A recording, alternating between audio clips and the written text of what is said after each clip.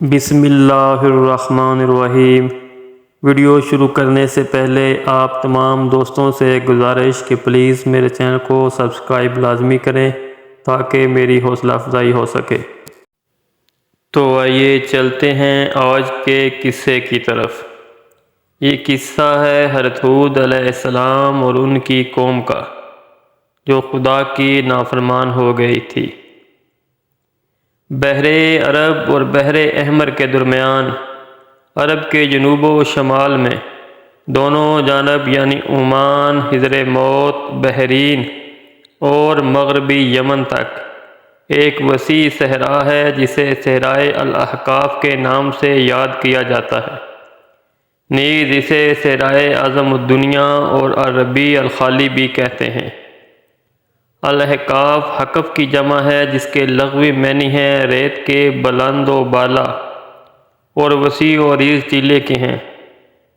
اس لک و دک بیاباں صحرا میں سفر کرنا تو دور کی بات، اس کے اندر قدم رکھنے کا بھی تصور نہیں کیا جا سکتا کہ موت کی اس وحشتناک وادی کی جانب رخ کرنا خودکشی کے مترادف ہے۔ یہی وجہ ہے کہ مقامی بدوؤں سے لے کر مہم جو سیاحوں تک کوئی اس صحرا کے قریب جانا پسند نہیں کرتا۔ سفید اور باریک ریت کے ہزاروں فٹ اونچے پہاڑوں میں اگر کوئی شے پھینکی جائے تو وہ لمحوں میں غرق ہو جاتی ہے اور ریت کی سطح پر جنبش تک نہیں ہوتی۔ یہ صحرا اللہ بزرگ و برتر کی کھلی نشانیوں میں سے ہے اور اہل دنیا کے لیے جائے عبرت بھی۔ الاحقاف نامی اس بھیانک وادی کو دیکھ کر یہ گمان بھی نہیں کیا جا سکتا کہ یہ کسی زمانے میں دنیا کا سب سے زیادہ سرسبز و شاداب علاقہ تھا، جہاں بے شمار پھلوں اور پھولوں کے وسیع باغات، ٹھنڈے پانی کے چشمے، آبشاریں اور بلند و بالا عمارتیں تھیں، جس میں دنیا کی سب سے زیادہ طاقتور، مالدار اور شاندار تمدن رکھنے والی قوم عاد آباد تھی۔ یہ دنیا کے سب سے زیادہ قداور اور زور آور انسان تھے۔ اتنے طاقتور لوگ اللہ نے پھر پیدا نہیں کیے، جیسا کہ اللہ تعالیٰ نے قرآن کریم میں فرمایا کہ ان جیسی کوئی قوم اور ملکوں میں پیدا نہیں کی گئی۔ سورۃ الفجر۔ حضر موت اور نجران کے درمیانی علاقے الاحقاف میں قوم عاد کے، جسے قوم ارم بھی کہا جاتا ہے، 13 قبائل آباد تھے۔ قوم عاد کے الاحقاف میں رہنے سے متعلق قرآن کریم میں اللہ تعالیٰ نے فرمایا، ہود علیہ السلام کو یاد کرو جب کہ اس نے اپنی قوم کو احقاف میں ڈرایا۔ علامہ جلال الدین سیوطی اپنی تفسیر در منشور میں تحریر کرتے ہیں کہ قوم عاد نہایت زور آور اور بہادر قوم تھی۔ یہ بت پرست تھے۔ ان کے 2 بتوں کے نام حمود اور حب بیان کیے گئے ہیں۔ ابن کثیر نے اپنی تفسیر میں تیسرے بت کا نام صمد بیان کیا ہے۔ نبوت کے منصب پر طوفان نوح کے بعد قوم عاد ہی وہ قوم تھی جو سب سے پہلے کفر و شرک میں مبتلا ہو کر بتوں کی پجاری بنی۔ انہیں اپنے پتھروں کے خداؤں پر بڑا گھمنڈ تھا۔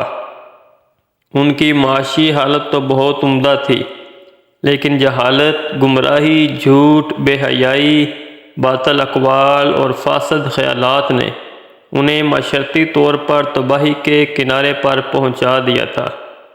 چنانچہ کفر و شرک کے سمندر میں غرق قوم عاد کی بدعمالیاں جب اپنی آخری حدود پار کر گئیں تو اللہ تعالیٰ نے انہی میں سے ایک اپنے نیک بندے حضرت ہود کو پیغمبر بنا کر مبعوث فرمایا۔ چنانچہ قرآن کریم میں اللہ تعالیٰ کا ارشاد ہے، اور ہم نے قوم عاد کی طرف ان کے بھائی ہود کو بھیجا۔ انہوں نے کہا، بھائیو، اللہ ہی کی عبادت کرو، اس کے سوا تمہارا کوئی معبود نہیں۔ کیا تم ڈرتے نہیں؟ تو ان کی قوم کے سردار جو کافر تھے کہنے لگے، تم ہمیں کم عقل نظر آتے ہو اور ہم تمہیں جھوٹا خیال کرتے ہیں۔ انہوں نے کہا، میری قوم مجھ میں حماقت کی کوئی بات نہیں ہے، بلکہ میں رب العالمین کا پیغمبر ہوں۔ میں تمہیں اللہ کا پیغام پہنچاتا ہوں اور تمہارا ایماندار خیر خواہ ہوں۔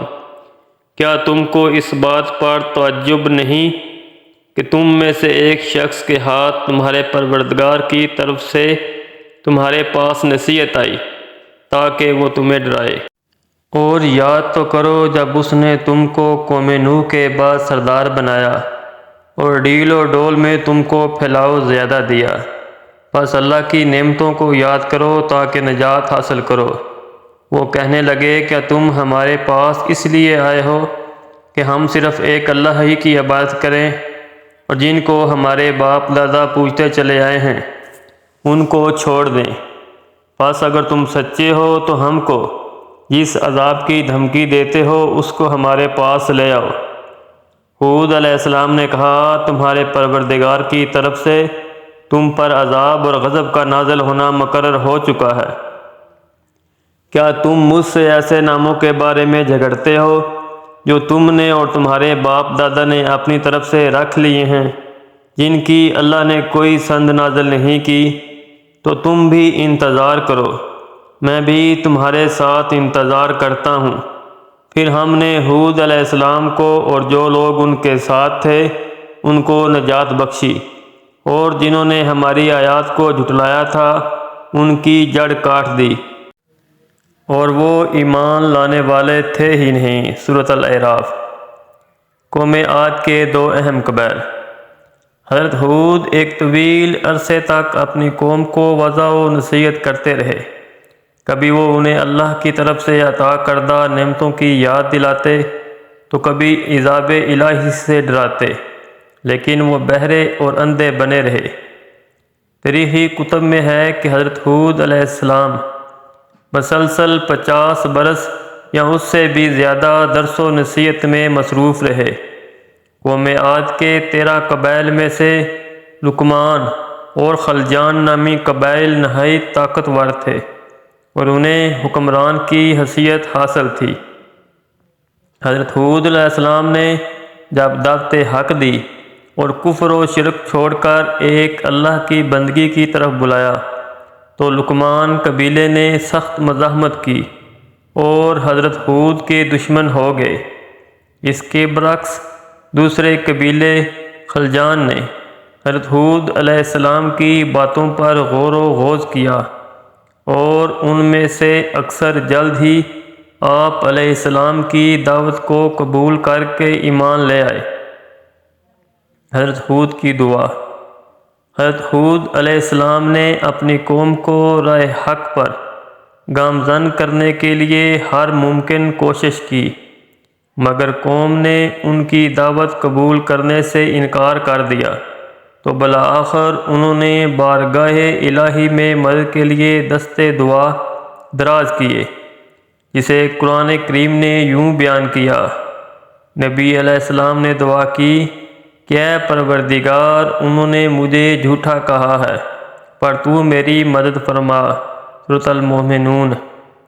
اللہ نے اپنے نبی علیہ السلام کی فریاد کے جواب میں فرمایا، اے نبی، یہ بہت جلد اپنے کیے پر پچھتانے لگیں گے۔ عذاب الہی کی ابتدا۔ اللہ تعالیٰ نے اپنے نبی کی دعا قبول فرمائی اور قوم عاد پر عذاب کی ابتدا ہو گئی۔ بادلوں کے فرشتے کو حکم دیا کہ اب بارش نہ برسائی جائے، چشموں کے فرشتے کو حکم دیا کہ ان کے ٹھنڈے میٹھے اور شفاف پانی سے لب ریز چشموں اور آبشاروں کو خشک کر دو۔ چنانچہ دیکھتے ہی دیکھتے ان کے سرسبز و شاداب کھیت و کھلیان سوکھنے لگے اور مویشی مرنے لگے، یہاں تک کہ لوگ پینے کے پانی کو ترسنے لگے۔ کثیر تعداد میں پیدا ہونے والے پھل اور اناج ناپید ہو گئے۔ پوری قوم خشک سالی کا شکار ہو کر بدحال اور پریشان ہو گئی۔ یہ سلسلہ مسلسل 3 سال تک جاری رہا۔ حضرت ہود علیہ السلام سے اپنی قوم کی یہ پریشانی دیکھی نہ جاتی تھی۔ آپ علیہ السلام بہت افسردہ اور پریشان رہتے، اور پھر ایک دن انہوں نے اپنی قوم سے فرمایا، اے میری قوم، تم اپنے پالنے والے سے بخشش مانگو، اس کے آگے توبہ و استغفار کرو، وہ تم پر آسمان سے موسلادھار مینہ برسائے گا اور تمہاری طاقت و قوت میں اضافہ فرمائے گا، اور دیکھو گنہگار بن کر روگردانی نہ کرو۔ قرآن کریم اور احادیث مبارکہ میں توبہ و استغفار کے بڑے فوائد بیان کیے گئے ہیں۔ ابن ماجہ اور ابو داؤد میں حدیث مبارکہ ہے کہ جو پابندی سے استغفار کرتا ہے، اللہ تعالیٰ اس کے لیے ہر فکر سے کشادگی اور ہر تنگی سے راستہ بنا دیتا ہے، اور اسے ایسی جگہ سے روزی دیتا ہے جو اس کے وہم و گمان میں بھی نہیں ہوتی۔ بہرحال حضرت ہود کے لاکھ سمجھانے کا باوجود اس قوم پر کوئی اثر نہ ہوا، بلکہ نہائی ڈٹائی کا مظاہرہ کرتے ہوئے کہنے لگے کہ ہم محض تیرے کہنے پر اپنے آباء و اجداد کے اور اپنے ان معبودوں کو کیوں چھوڑ دیں۔ قرآن کریم نے اسے یوں بیان کیا ہے، اے ہود، تم ہمارے پاس کوئی دلیل تو لائے نہیں، اور ہم صرف تمہارے کہنے سے اپنے معبودوں کو چھوڑنے والے ہیں اور نہ تم پر ایمان لانے والے، بلکہ ہم تو یہ سمجھتے ہیں کہ ہمارے کسی معبود نے تمہیں اسیب زدہ دیوانہ کر دیا ہے۔ قوم عاد کے سردار حجاز مقدس میں عذاب الہی کے ابتدائی مراحل ہی میں خشک سالی نے قوم عاد کی حالت ابتر کر دی، چنانچہ ان کے سرداروں اور دانشوروں نے اس سے نجات پانے کے لیے مختلف تدابیر پر غور و خوض شروع کر دیا۔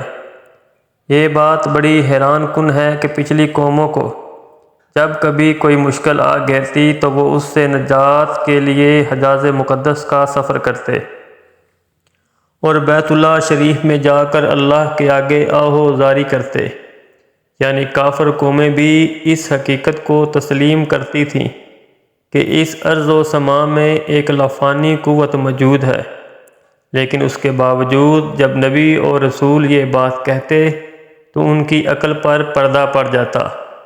قوم عاد کے سرداروں نے بھی یہی فیصلہ کیا کہ قوم کے سرکردہ افراد بیت اللہ شریف جا کر اندیکھے خدا کے سامنے فریاد کریں۔ چنانچہ مختلف قبائل کے سرداروں اور دیگر اہم افراد پر مشتمل 70 افراد کا ایک وفد حجاز مقدس روانہ ہوا۔ اس زمانے میں مکہ مکرمہ پر قوم عملیق کی حکمرانی تھی، جس کا سردار معاویہ بن بکر تھا، اور معاویہ کی والدہ قوم عاد سے تعلق رکھتی تھی۔ ویسے بھی معاویہ بن بکر قوم عاد کی شان و شوکت سے بڑا مرعوب تھا، چنانچہ اس نے وفد کی بڑی خاطر مدارت کی اور اسے بڑی عزت و احترام سے اپنے یہاں ٹھہرایا۔ تبری کی روایت ہے کہ اس وفد میں 2 افراد مرشد بن سعد اور لقمان بن لکیم صاحب ایمان اور حضرت ہود کے پیروکار تھے۔ غالباً ان کا تعلق قبیلہ خلجان سے ہوگا۔ ان دونوں کے علاوہ باقی سب کافر اور بت پرست تھے۔ انداز میں رقص و سرور کی محافل کا اہتمام کیا، اور تقریباً 1 ماہ تک یہ لوگ اپنے آنے کا مقصد فراموش کر کے عیش و عشرت اور شراب و شباب کی محافل میں مدہوش رہے۔ جب ان کا قیام طویل ہو گیا تو معاویہ بن بکر کو ان کے واپس جانے کی فکر لاحق ہوئی۔ کافی سوچ و بچار کے بعد اس نے ناچنے گانے والیوں کے ذریعے چند اشعار کی صورت میں انہیں ان کے آنے کی مقصد کی یاد دہانی کروائی، جس پر وفد کو ہوش آیا۔ تاریخی کتب میں درج ہے کہ اس موقع پر وفد میں شامل مرشد اور لقمان نے ایک بار پھر انہیں سمجھانے کی کوشش کی کہ جو کچھ حضرت ہود کہتے ہیں اس پر ایمان لے آؤ، لیکن وہ نہ مانے۔ تیز آندھی کا عذاب۔ وفد بیت اللہ شریف گیا اور بارش کی دعائیں مانگنی شروع کر دیں۔ ابھی تھوڑی دیر ہی گزری تھی کہ اللہ تعالیٰ نے آسمان پر 3 رنگوں کے بادل بھیج دیے، جن میں ایک سفید تھا، دوسرا سیاہ اور تیسرا سرخ۔ اس کے ساتھ ہی آسمانوں سے ندائے غیب آئی، اپنے اور اپنی قوم کے لیے ان تینوں میں سے کسی ایک کو پسند کر لو۔ چنانچہ وفد نے سوچ و بچار کے بعد سیاہ بادل کو اپنے لیے پسند کر لیا، جس کے ساتھ ہی سرخ اور سفید ٹکڑے آسمان سے غائب ہو گئے، اور ابر سیاہ آہستہ آہستہ آسمان پر چھانے لگا۔ وہ لوگ اپنی دعا کی قبولیت پر بڑے خوش تھے اور سمجھتے تھے کہ اب خشک سالی ختم ہو جائے گی، چنانچہ پوری قوم نے خوشیاں منانی شروع کر دیں۔ لیکن حضرت ہود سمجھ گئے تھے کہ یہ عذاب الہی ہے، لہٰذا انہوں نے ایک بار پھر اپنی قوم کو مخاطب کرتے ہوئے فرمایا، اے میری قوم، یہ اللہ کا عذاب ہے جو تم پر نازل ہوا چاہتا ہے۔ پھر انہوں نے اللہ تعالیٰ کا فرمان انہیں سنایا، بلکہ دراصل یہ ابر وہ عذاب ہے جس کی تم جلدی کر رہے تھے، یہ ہوا کا طوفان ہے جس میں دردناک عذاب چلا آ رہا ہے، جو اپنے رب کے حکم سے ہر چیز تباہ کر ڈالے گا۔ الاحقاف۔ حدیث شریف میں آتا ہے کہ اماں عائشہ صدیقہ نے حضور نبی کریم صلی اللہ علیہ وسلم سے پوچھا، یا رسول اللہ، لوگ تو بادل دیکھ کر خوش ہوتے ہیں کہ اب بارش ہوگی، لیکن آپ صلی اللہ علیہ وسلم کے چہرے پر اس کے برعکس تشویش کے آثار نظر آتے ہیں۔ آپ صلی اللہ علیہ وسلم نے فرمایا، عائشہ، اس بات کی کیا ضمانت ہے کہ اس بادل میں عذاب نہیں ہوگا؟ جبکہ ایک قوم ہوا کے عذاب سے ہلاک کر دی گئی، اس قوم نے بھی بادل دیکھ کر کہا تھا کہ یہ بادل ہے جو ہم پر بارش برسائے گا۔ بخاری۔ حضرت عائشہ فرماتی ہیں کہ جب تیز ہوا چلتی تو نبی کریم صلی اللہ علیہ وسلم یہ دعا مانگتے، اے اللہ، میں تجھ سے اس کی خیر کا طالب ہوں، اور جو اس میں ہے اس کی خیر کا، اور جو تو نے اس میں شر رکھا ہے تو اس سے اور اس کے شر سے میں آپ کی پناہ مانگتا ہوں۔ صحیح مسلم۔ حضرت عائشہ فرماتی ہیں کہ جب آسمان پر بادل چھا جاتے تو حضور اکرم صلی اللہ علیہ وسلم کے چہرے کا رنگ متغیر ہو جاتا، آپ صلی اللہ علیہ وسلم پر خوف کی سی کیفیت طاری ہو جاتی جس سے آپ صلی اللہ علیہ وسلم بے چین ہو جاتے، کبھی باہر نکلتے، کبھی اندر داخل ہوتے، کبھی آگے ہوتے اور کبھی پیچھے۔ پھر جب بارش برستی تو پھر خوشی طاری ہو جاتی تھی۔ حضرت عائشہ فرماتی ہیں کہ یہ کیفیت دیکھ کر میں نے خدمت اقدس میں سوال کیا تو آپ صلی اللہ علیہ وسلم نے فرمایا، اے عائشہ، کہیں ایسا نہ ہو جائے جو قوم عاد نے کہا تھا۔ پھر اس آیت کی تلاوت فرمائی۔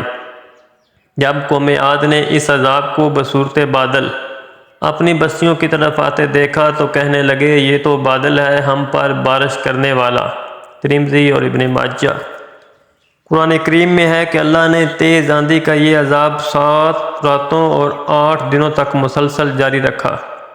آندھی نے کسی ایک کو بھی باقی نہ چھوڑا، یہ ہر ایک کے پاس پہنچ گئی، غاروں کے اندر، پہاڑوں کی گھاٹیوں اور چوٹیوں، گھروں، محلات، قلعوں کے اندر، سب کو فنا کر ڈالا۔